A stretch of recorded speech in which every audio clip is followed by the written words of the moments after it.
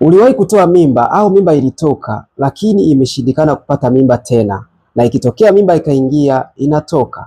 Zipo sababu kuu tatu ambazo huwa zinapelekea hiyo hali kutokea.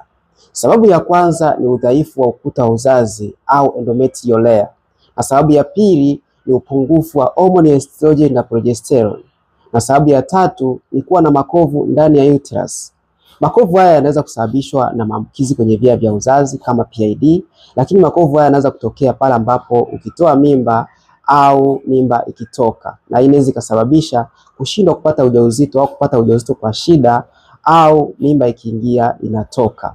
Na homoni ya estrogen na progesterone huwa zinafanya kazi kubwa sana ya kuimarisha na kudumisha ukuta wa uzazi au endometrium au endometrial layer.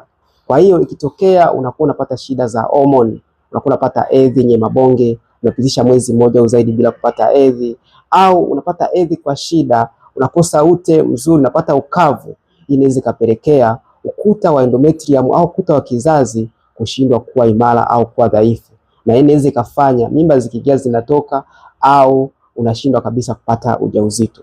Kwa hiyo kabla haujatafuta ujauzito, jambo la kufanya, hakikisha homoni zako ziwe vizuri, hakikisha unapata hedhi kila mwezi bila shida yoyote, hakikisha unapata ute wa uzazi, lakini pia hakikisha usiwe na maambukizi yoyote, usiwe na PID, usiwe unatokwa na uchafu sio kawaida, fungus za kujirudia mara kwa mara. Hii itakusaidia kupata ujauzito kwa haraka sana. Lakini pia kama uliwahi kutumia njia za uzazi wa mpango, kama uliwahi kutoa mimba, kama mimba iliwahi kutoka, hakikisha ikiwezekana upate fertility booster, ufanye detox. Hii itakusaidia kurahisisha kupata ujauzito. Na mimi nitakuwa nimejifunza kwa ushauri na msaada, au kama una changamoto yoyote unaweza ukachukua namba kwenye profile tukawasiliana kwa ushauri na msaada.